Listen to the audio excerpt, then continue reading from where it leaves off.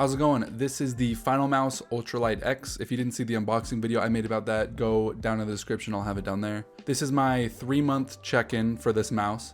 I know there's a lot of controversy around it, a lot of people that have been waiting to get this mouse, and so here I'm just gonna drop all of the pros and cons and everything that I think about it. The first pro we're gonna talk about is the one that's most often talked about, and it's the weight of this mouse. Final Mouse claims that it comes in at 35, but a lot of people get theirs coming in at 37 to 38. I haven't weighed mine exactly, but I'm gonna trust that 37 mark. Coming from my Model O, which is almost 70 grams, the cut in weight is absolutely shocking. The first few times that I use this mouse, it literally feels like you're not even carrying anything. The mouse feels like an extension of your arm, which is such a weird feeling if you've never felt a mouse this lightweight before. The next pro I'm gonna talk about is the battery life. The battery life is pretty decent. You can go for about 20 hours on one charge, which can last some people a week, but it also depends on which polling rate you use. I use 2K and 4K polling rate, so it'll last me a few days on one charge. And even when the battery does drop below 20 or 10%, this indicator here will turn red and you can just plug it in for a few hours and it'll be all the way back up to 100. Next up is the clicks. The clicks on this mouse are super duper lightweight and they sound really nice as well. But there is a pretty big issue that a lot of people have been having, which is the post travel on the clicks, but we'll get into that later.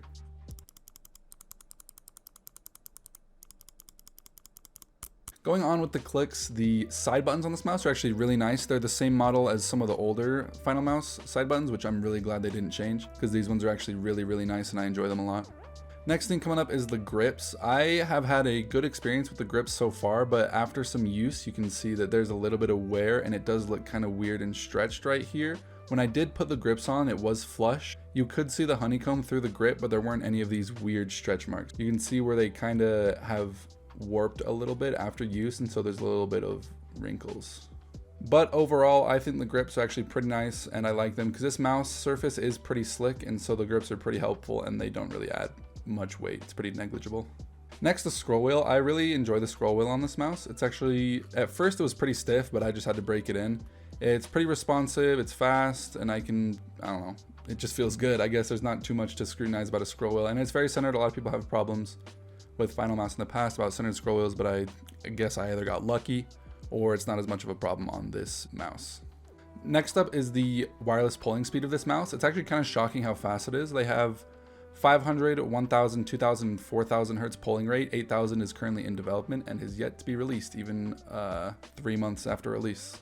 The higher polling rates will drain your battery faster. I've mostly been running 2000 and 4000 and it hasn't really been too much of a problem, so I wouldn't worry about it. It is shocking though to actually feel the difference from 2000, 1000, or 4000. You can really feel how more responsive the mouse becomes. The next point of focus is actually on the dongle here. It's really nice to have a dongle that is completely out of the way. Like, you can just place this at the top of your mouse pad and forget about it. And also the indicator light for the battery is really nice. If you go in the X-Panel software for the mouse, you can actually see the connection strength for the dongle. So you can see how moving it to different places around your mouse pad can actually affect the signal strength. And the final obvious pro that I want to talk about is that the mouse just looks awesome. Like, it's such a sleek, cool design, and there's some patterns on the front that are really cool as well. The design is a little simple, but it actually looks really nice, and I enjoy it a lot. All right, let's get into the cons. There's a lot of them, and some of them, if I knew were gonna be happening, they would definitely be a deal breaker before I bought it. The first con that I want to get into is not necessarily a quality control issue, it's more about the design of the mouse. There is just no DPI button, and I know that these like super hyper lightweight mice are trying to cut down as much hardware as they can, so a lot of them just don't include a DPI button. But the few times that I do play Overwatch and I run some Reddit Lucio, I can't click my button and then just spin my mouse around, you know? I'm still stuck at 800 DPI. I'm used to being able to just click my mouse, go to 16K and just start spinning on Lucio, but I can't do that anymore. Now I just do this and I do a 180 instead of doing 400, 180. But that's just a personal thing. If you don't really use DPI buttons, don't worry about it. This next issue is probably the biggest one for me, and it was the creaking that was happening right here along the bottom of this edge here. There was some pretty terrible creaking that you could actually feel when you pressed it. The mouse would squish and it would be loud. Like, I could hear it. I'd be playing games. I have an open back headset, and when it would creak, I could literally hear it over the game audio.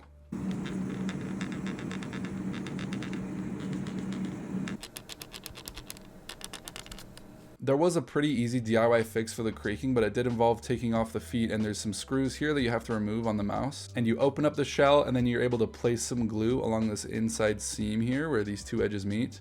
and it did completely get rid of the creaking. I'll put the type of glue that I used on the screen right now. But taking the feet off the mice did kind of destroy them. They were pretty hard stuck on there, and there are videos of people taking them off fine, but for the life of me, I could not save these feet without ruining them. So I did just buy some of the Esports Tiger Eye stop feet to go on here and just use those instead, which I've been enjoying them. They do kind of get dug down by this artisan pad I have, but they did come with a lot of replacements. So if these ones get ground down too much, I'll just replace it. But with the creak, they did acknowledge it, and they did offer free RMA for anyone that had the creak, so you could send it back for free and they'd fix it and they'd send it back to you.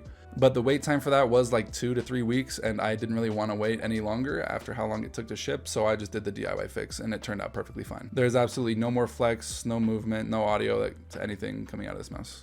The next thing that people scrutinize is that there's a little bit of flex when you press on the back of the mouse here, which honestly is not really a big deal.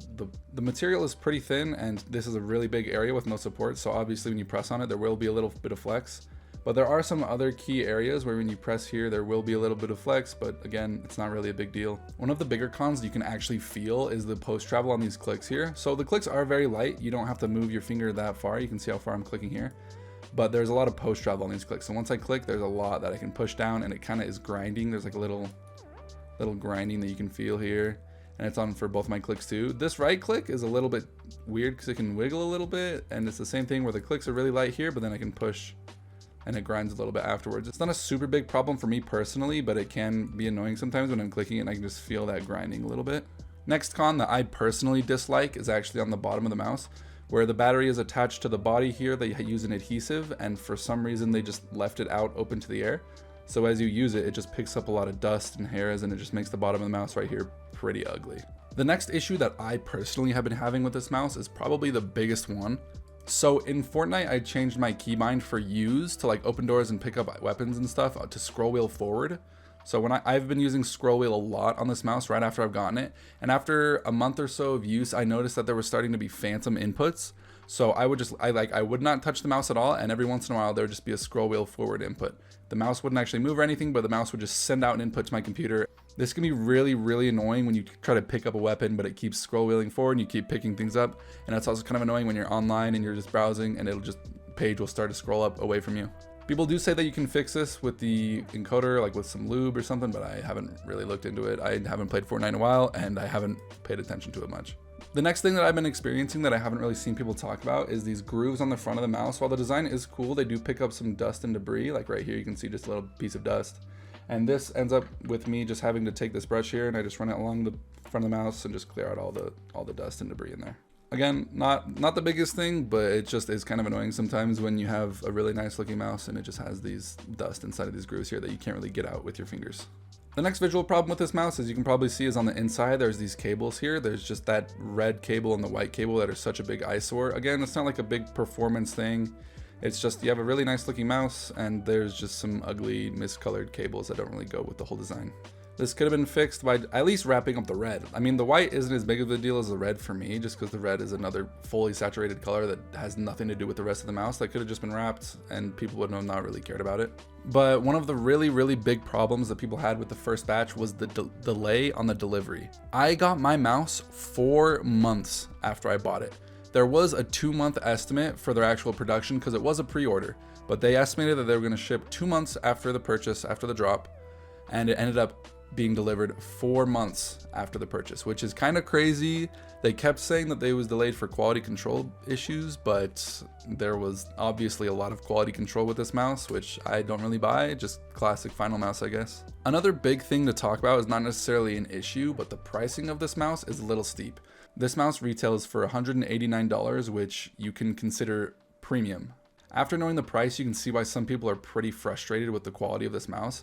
Obviously, its build quality is pretty decent if you don't have any creaks or stuff like that, but it did come with creaks. And a lot of people are also having issues with their scroll wheel and it being off-centered, and it's just kind of annoying to have all these issues when you paid nearly $200 for a mouse that took this long to arrive. And that brings us to the question, is it worth it? For the average consumer, if you're just a gamer, in my opinion, no, I would not buy this. If you're into like bleeding edge tech and are really curious about the mouse and it being super duper lightweight, maybe buy it. Final Mouse has addressed a lot of the main issues with this mouse, and they are claiming to make quality control improvements on batch 2. Do I believe them? Maybe. If you are in the market for this kind of mouse, just buy the WL mouse. It's like $50 cheaper and most of the specs are the same, and it does come in a lot of cool colorways if black and gold or black and blue are not your style. And that almost does it for the video. If any of you guys have a ULX and you have input to give me about it, please type in the comments or send me a DM on Discord. We can talk about it there. And I don't usually make these kinds of videos, but I would really appreciate it if you subscribed or joined my Discord server to catch some streams or just hang out and talk. But yeah, thank you very much. See you guys later.